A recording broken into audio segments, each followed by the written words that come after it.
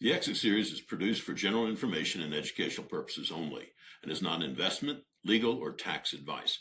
Views expressed are those of the host and the guest and do not necessarily reflect those of any affiliated firm. The host is associated with an SEC-registered investment advisor. Nothing herein constitutes an offer or solicitation of advisory services. Guests are not necessarily clients. This is the Exit Series. I'm York. This is for the founders, brokers, and attorneys. People who are in the room, deal closed, or talking about what happens next. This is the conversation that few are having. On this episode, we have David Whipple. He is a business value strategist, mentor, author of the 14 Immutable Laws of Business Value, facilitator, and entrepreneur. David, welcome. Hello. Good Thank morning. you. You bet. Well, David, walk me through how you got into business value strategy. Your background includes time at Idaho College of Law.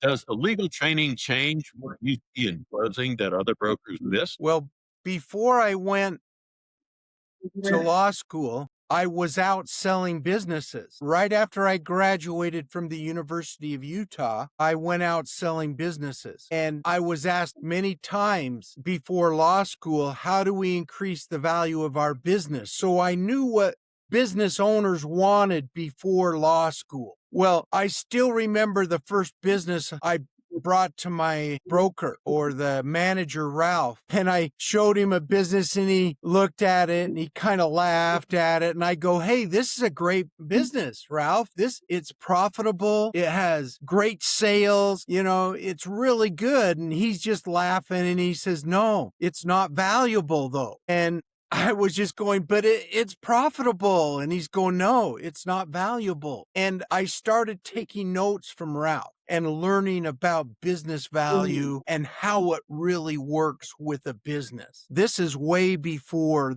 law. And eventually I was voted on the presidential committee for the most quality transactions, and I sold more and the best quality transactions of all the agents. There were over 36 agents at that time. But I remember, going back and looking back, that when I actually went to law school and what I learned in law school was really different than it was kind of off the mark from what I needed in maximizing a company's value. And after 20 years, I wrote the book, 14 Immutable Laws of Business Value, based on communication theory that I had learned at the University of Utah. And of course, it had a legal style on it. I didn't forget everything I learned in law school, but it was based on communication. And I did learn one thing in law school, that you don't argue with lawyers. Okay. And with the principles and laws of business value we found in the book and that I wrote in the book and a machine learning tool, we go into a business and we identify the intangible value pillars and drivers that really create the value of a business. That's what really makes us different. We're working with businesses valued at 5 million and under. A lot of them are mom and pops, and we're helping them with documenting and realizing the value, this intangible value that they have. There you go. There you go. Well, when you take a client, what's the first thing you evaluate in the owner, not necessarily in the business, but the owner across the table?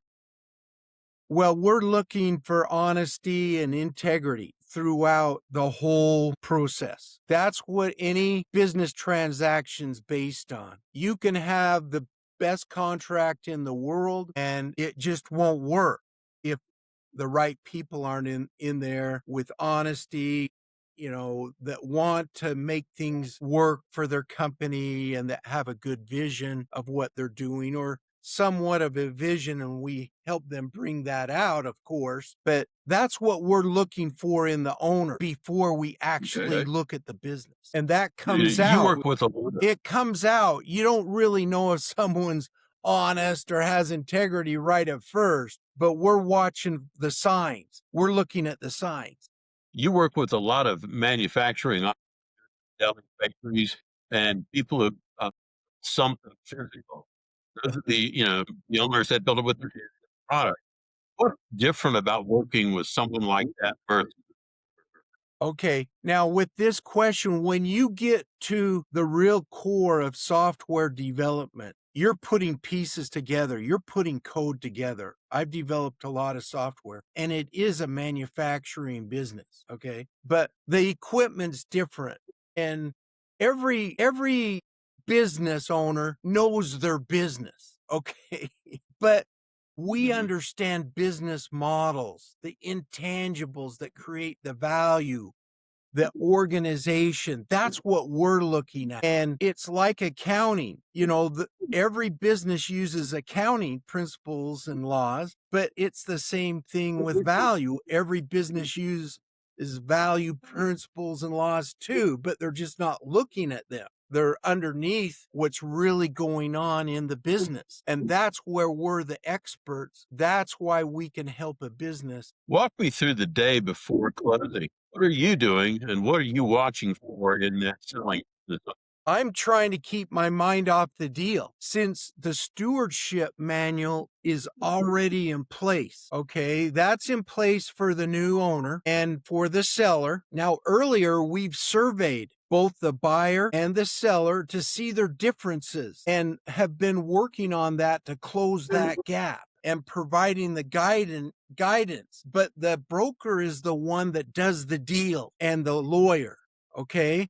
What we're looking at are the operations, okay?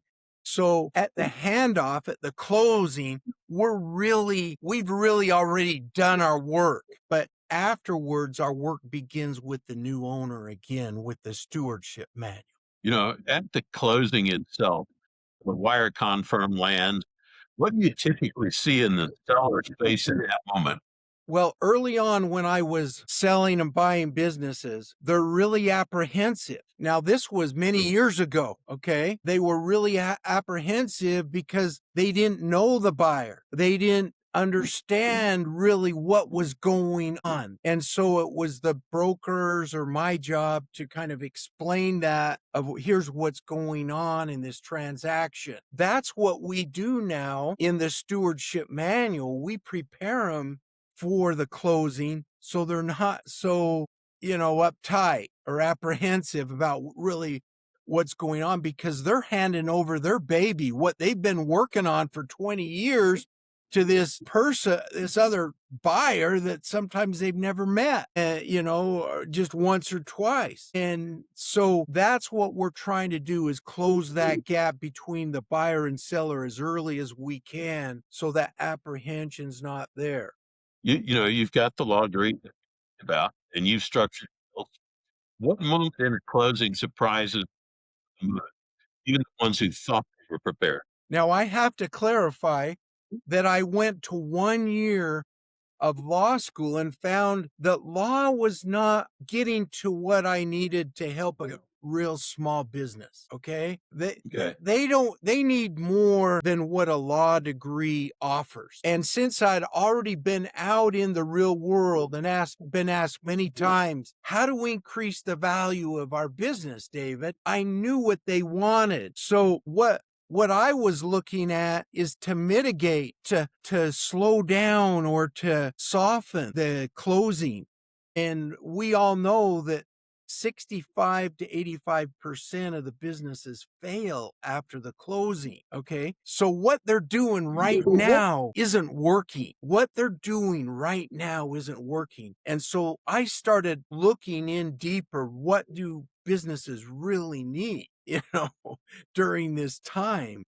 And that's where the stewardship manual started evolving and coming up and bringing that forth to help business owners understand, what their stewardship is, what they want to hand off to the new buyer, and also the new owner, what their job would be and what their vision. So what surprises are at the close?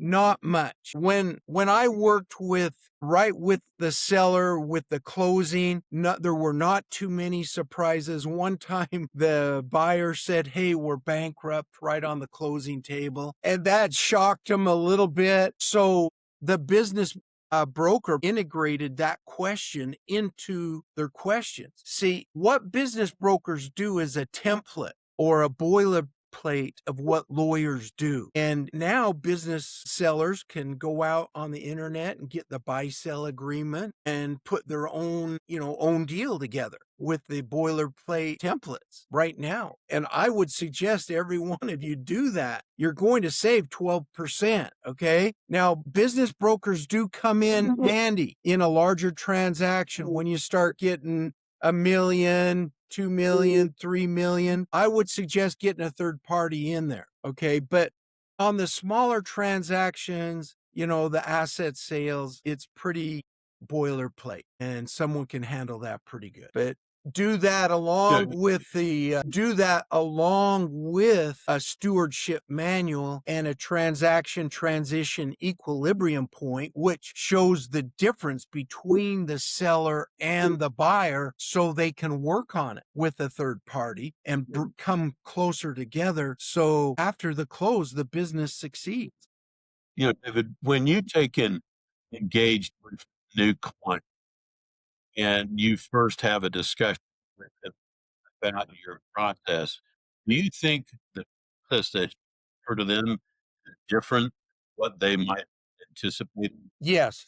There's a typical way that they do now, which is boilerplate. They put together the buy-sell agreement. They're just worried about the closing. Okay. They're not really thinking about their stewardship and the operations and how to hand that off to the new owner and how the new owner's going to run. I've seen hundreds of times where new owners that new business and just run it into the ground. And that's the problem. And it happens time after time after time. And that's the way of the thinking now is just get the buy-sell agreement and sell it. But if they finance any of it, they're going to have it back in their lap in, 6 months and going to a lawyer for $400 an hour to try and get anything back that they can. You call it transactional transition assistance. Walk me through what that actually means for you and for the client. What does that look like in the first 30 to 90 days after the wire clear? Now, this starts way before the close. We're doing a equilibrium point and understand the difference between the buyer and seller. But before that, we're doing the stewardship manual where the owner has been working with us already doing a business value plan and planning for this time. And then we're creating this stewardship manual where more of the operations are involved, more of the how-to is involved. At first, it's more the why and where they're going, but then we get into the how-to. How are they doing this? What are they doing actually? And that's what's critical when the buyer picks it up, after the close. They want to know the how-to. They don't want to know really the why of things. They want to know, how do we do this? They want to be introduced to the vendors. They want to know how to sell. They want to know how the equipment runs, those kind of things. So go ahead. I'm sorry. Yeah, ideally, how far of exit do you like to engage with your Run that by again. said ideally, how far ahead of exit do you like to engage with that client already? To work with them after the exit? Both before and after. A year before and a year after. Now, that's just, it can change a little bit. Okay. But a year is, what we need really, what somebody needs to prepare to sell their business and then afterwards to get it really running how they want it to. It doesn't happen in the first 30 days. We suggest in the first, 3 months, they learn and listen. They're learning from their team, their new team and listening what to do and documenting that and seeing how it coincides with what they're doing and want to do and do interim. Go ahead. When you first started selling, early on, did you engage with the selling owner much after the exit? No, see, that's the problem. The current brokers right now, they just hand them the keys, the seller. They just hear the keys, go ahead and do it. Now, I got a few callbacks from sellers and they were positive. And that's how I won, because of the quality of transactions that I did. And I built word of mouth. Okay. But I was focused on that, where other brokers are not. They just want to sell the business. They're like a real estate agent. See, that's the difference between somebody that really cares about the transaction and somebody that just wants to sell and give them the keys and take off. That's the difference. You, there was, I suspect, in an accumulation or pivotal point that took you from the transaction to pre and post stewardship with your clients. Was there one particular instance that really hit you point? Well, think of it. I'm being asked by these sellers, hey, how do I increase the value? How do I take care of my business? I really love my employees. And then I come to a close where, they've never really met the buyer, but maybe one time in a tour. Okay. And I'm looking at the buyer, checking out the buyer going, well, I wouldn't want to sell my business to that guy, or a woman. I wonder what they're really like. And I think a lot of sellers are like that. Here they are, they haven't met the buyer and they're wondering about their stewardship. And after many closings, after seeing many sellers caring about their business, I started wondering, what about this system? Is it really, for the seller? And so that's when I begin contemplating, what can I do for that handoff or that transition period there and afterwards to make the business survive. When I saw those numbers, 60 to 85 businesses fail after the sale, within 2 years. When I saw those numbers, I couldn't believe it, but it's true. It's scary. And I had to do something. I thought I had to do something for these sellers because, they're financing these people. And yeah. I'm thinking of the different nature of the call to broker that does transact and what you're doing in the both sides of the transaction. What's the typical question you get after the close from your business owner that just Well, from the buyer, you mean? From the new owner? no from the seller, from the seller after the close, and they'll call you afterwards. What do they typically call you? If 90% of the calls are because the business failed and they haven't got their payment. Okay. Now I would get good calls. I got calls, I remember, from a seller that everything was going smooth and he wanted to thank me. But I heard the other calls. I knew what the other calls were coming in from, either a lawyer or they were wondering, who's this buyer? Who's this buyer? He hasn't paid me. What do I do to get the business back? Those kind of questions. Those are most of the kind of questions that a seller will call back to a broker. Your process is clearly different. And if you were to look, the stats are whatever the failure rate is of the buyer in your market. What do you think the stats are if both the seller and buyer embraced your process, or the mitigation of that failure number? Hey, this isn't a perfect system, but it's going to be more around 20, 30% instead of 60 or 80% of failure. I can tell you that much. And we hold their hand. We hold the new buyer's hand so that, things work. And, I focus on the seller side, right? And what's the reaction of the buyer side when they embrace your process? well, they love it. They're going, what have I done without this? You know what I mean? I don't know a broker that does this. They put a paragraph or two about the business and sell it, and I know the asset list they put together. Here are the assets that you're getting, and they hand them the keys and say, go ahead. But there's so much to a business. There's so much that's underlying in a business that's missed during this time. And that's what came to my mind, after doing it time after time after time. I'm just going, something's wrong with this, something's missing. Because it was like closed doors to the seller. The broker would not let the buyer go into the business and learn about the business. They would tour it. You know what I mean? One tour, and that's it. It was all sold on emotion. That's it. For you, examples, what about that seller whose post-closed year really went well? They have in place and their attitude and execution made.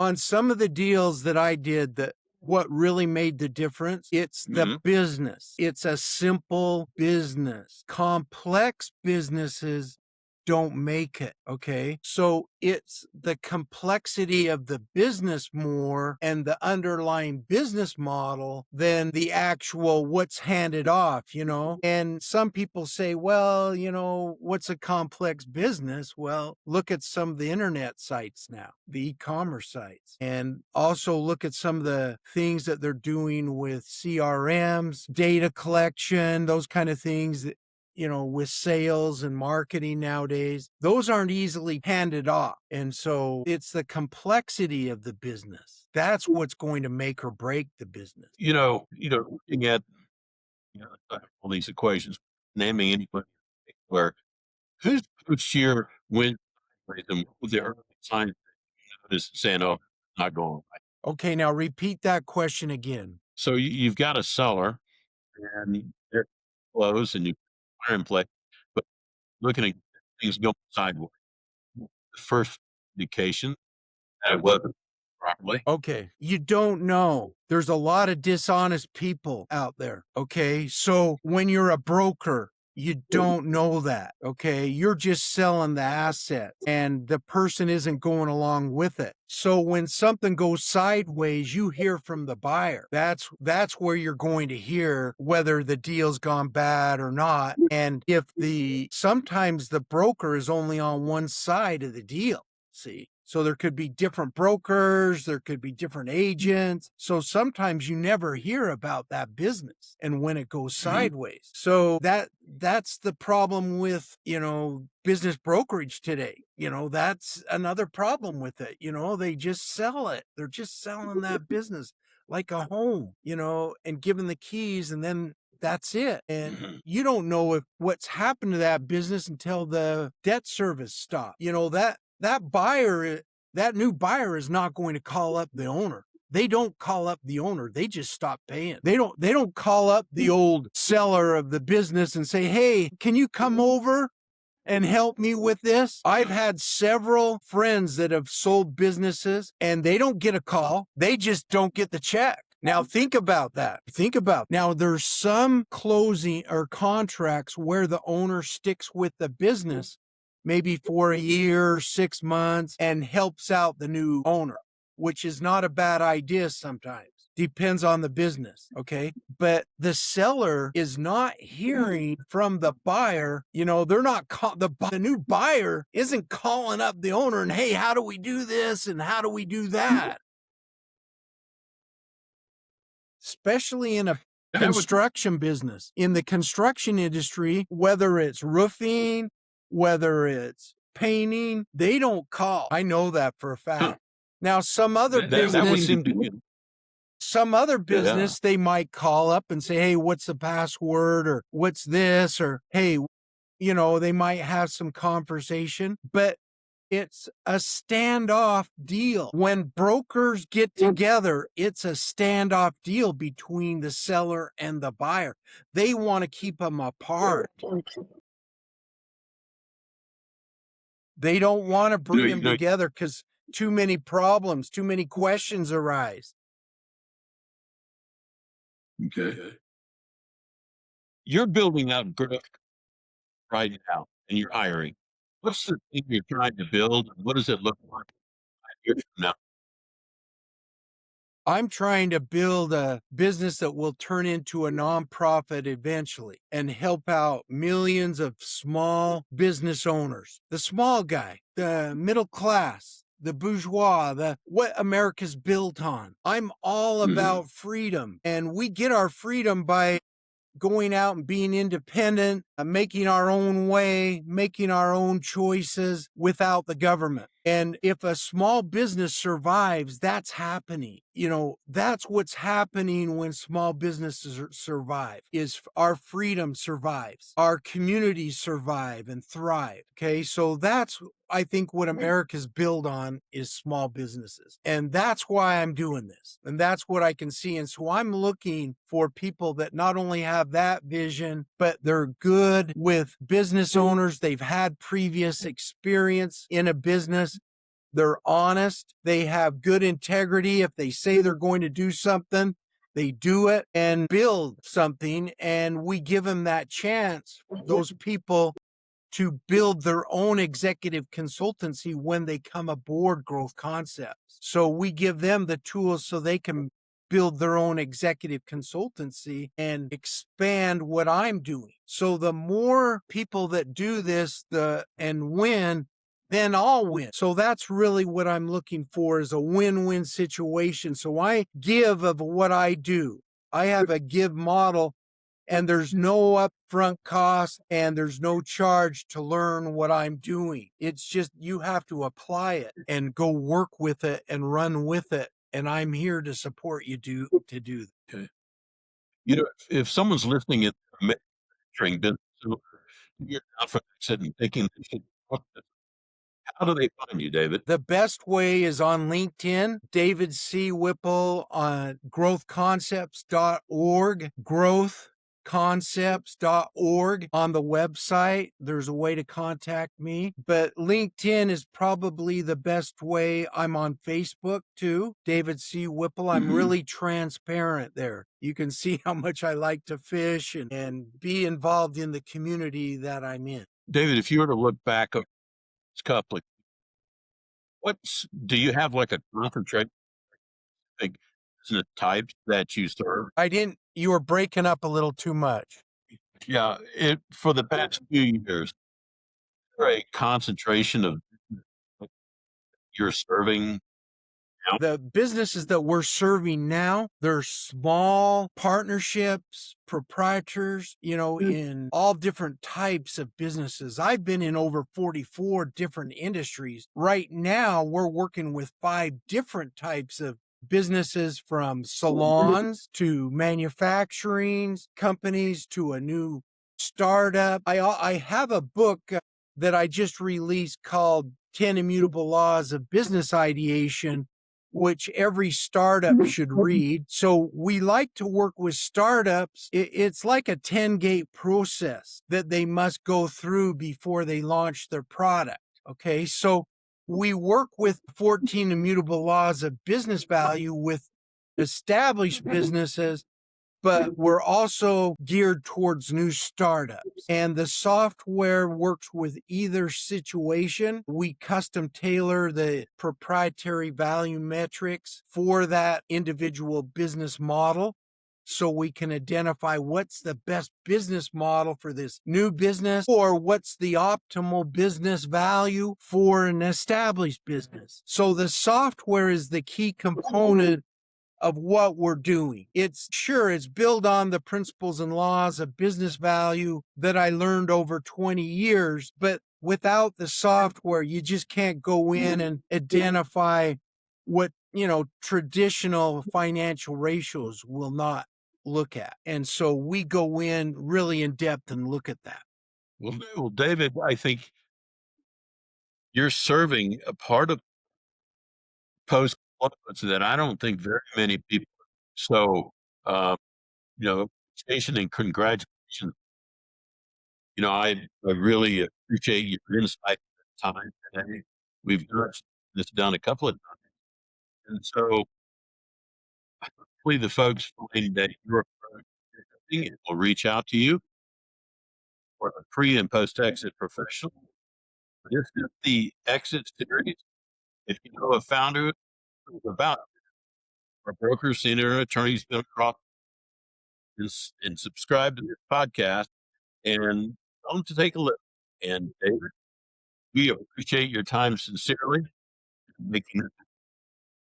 All right. Thank you so much. And I hope thousands and thousands of businesses that are selling really think about what they're doing, and especially to maintain their stewardship after this podcast.